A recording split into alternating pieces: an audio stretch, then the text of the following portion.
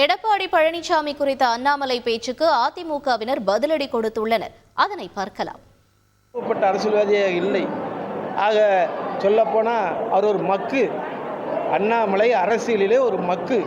அந்த மக்கு இனிமேல் எங்களை விமர்சிக்க ஆரம்பித்தால், எங்களுடைய பொதுச் செயலாளரை தலைவரை விமர்சிக்க ஆரம்பித்தால், அதிமுக போராட்டத்தை கையில் அரசியலிருந்து அவரை அப்புறப்படுத்தும் வரை அதிமுக ஒரு போராட்டத்தை எடுக்க வேண்டிய அவசியம் ஒரு சூழ்நிலை வரும். அதிமுக எதிர்க்கிற நோக்கத்தில் பிஜேபி தலைவராக வந்துட்டார், தறிகிட்டு போய் வந்துட்டார்.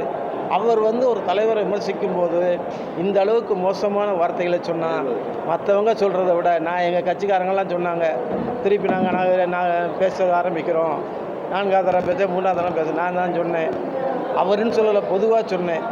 என்ன கோர்ட்டில் வரும்போது அவங்க குறைக்கிறதுக்காக நம்ம திருப்பி குறைக்கக்கூடாது. தன்னுடைய பதவி போய்விட்டு வெறியோடு அவர் கடிப்பதற்காக நம்ம திரும்பி கடிக்கக்கூடாது. என்ன போய் சொல்லி நீங்கள் தெரிஞ்சிருப்பீங்க. ஏன்னா அந்த அளவுக்கு அநாகரிகமான பேச்சாளராக அண்ணாமலை மிக மோசமாக மன அழுத்தத்தோடு எல்லா நண்பரும் சொன்ன மாதிரி, எங்கள் ரெடி மினிஸ்டர் சொன்ன மாதிரி, இவரை ஏற்காடில் இதில் கொண்டு ஏறுவாடியில் கொண்டு போய் சேர்க்க வேண்டிய நிலைமையில் இருக்கிறாரே தவிர அந்த கட்சியை பக்குவமாக அழைத்து செல்லக்கூடியவராக இல்லை. சிவன் யார் என்று தெரியும். அந்த சிவனுக்கு பாம்பாக இருந்து கொண்டிருக்கிற அண்ணாமலை வானத்திலே பறக்கிற கருடனை பார்த்து கருடா சௌக்கியமா என்று கேட்டதை போல இன்றைக்கு அண்ணாமலை கருடா சௌக்கியமா என்று நம்மை பார்த்து கேட்டுக் கொண்டிருக்கிறார். ஆனால் இதே பாம்பு சிவன்களத்திலே இருந்து தரையிலே விழுகிற போது அந்த கருடன் கவ்விக்கொண்டு போவார். அரசியல் களத்தை கலிசடையாக மாற்றுவதற்கு முயற்சிக்கிறார் திரு அண்ணாமலை. ஆக அவர் ஐபிஎஸ் படித்திருக்கிறார். அரசியலில் அவர் எல்கேஜி இன்னும் தாண்டவில்லை. ஒரு தகுதி வாய்ந்த தலைவராக அருமை என்ன எடப்பாடியார் முதலமைச்சராக இருந்திருக்கிறார், இந்த எதிர்க்கட்சி தலைவராக விளங்கியிருக்கிறார்.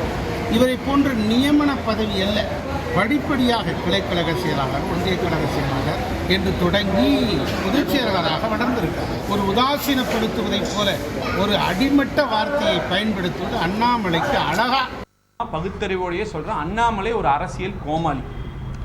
ஏன்னா இந்த காயின் ரிலீஸ் பண்ணது எதுக்குன்னு அவருக்கு புரியல. கண்டபடி பேசுகிறார். அவர் வாயை அவரால் கண்ட்ரோல் பண்ண முடியல. இதுதான் உண்மை. இது நான் சொல்லலை, நிறைய பேர் இது வரைக்கும் சொல்லிட்டாங்க. இவர் ஒரு ஆளே கிடையாது. இங்கே நின்று இருந்தார். அண்ணே அண்ணே எடப்பாடி அண்ணே பாருங்கண்ணே, அரவக்குறிச்சி இல்லைண்ணே, எப்படியா ஜெயிக்க வைங்கண்ணே, என்னமோ சொல்கிறாரு. கும்பிடு போடல அது போடல இப்படி நின்று எம்ஆர் விஜயபாஸ்கர் அண்ணங்கிட்ட அண்ணே கொஞ்சம் பார்த்துங்கண்ணே, ஆமாண்ணே அண்ணே அண்ணே சுற்றிக்கிட்டே இருந்தார். இந்த பூனைக்குட்டி காலை சுற்றும்ல அந்த மாதிரி அண்ணே 2021 எப்படியா ஜெயிக்க வச்சிருங்கண்ணே அண்ணே இல்லை. நீங்கள் பாஜக ஆட்சி ஒரு மிகப்பெரிய பிரம்மாண்டமான ஆட்சி மாதிரிலாம் சும்மா சொல்லாதீங்க. இந்த தடவை ஏதோ தப்பி தவறி ஜெயிச்சிட்டிங்க, அவ்வளோதான். இல்லைனா கவர்மெண்ட்டே ஃபார்ம் ஆகிருக்காது. அதுவும் நீங்கள் சொந்தமாக கவர்மெண்ட் ஃபார்ம் பண்ணல, அங்கே இங்கே தயவு வச்சு தான் கவர்மெண்ட் ஃபார்ம் பண்ணுறீங்க. அதனால தான் இன்றைக்கி ஸ்டாலினை பிடிச்சி தொங்கிட்டு இருக்கிறீங்க. எங்களுக்கு தெரியும், எங்களுக்கு தெரியாமலாம் ஒன்றும் கிடையாது. நீட்டு நீங்கள் கொண்டு வந்ததுக்கு அவர் 7.5% சொல்யூஷன் அவர் கொடுத்தாரு. நீங்கள் பிரச்சனையை தவிர ஏதாவது ஒரு விஷயம் தமிழக மக்களுக்கு பண்ணியிருப்பீங்களா? பிஜேபி மண்ணில் அண்ணாமலை தலைவராகி 3 வருஷத்துக்கு மேலே ஆகுது. இப்போ வரைக்கும் ரெனியூவல் பீரியட் ஓடுதுன்னு சொல்லிட்டு இருக்காங்க. இப்போ வரைக்கும் ஏதாவது பண்ணியிருக்காரா? ஒன்றுமே கிடையாது. செய்திகளை உடனுக்குடன் தெரிந்து கொள்ள உடனே சப்ஸ்கிரைப் பண்ணுங்க.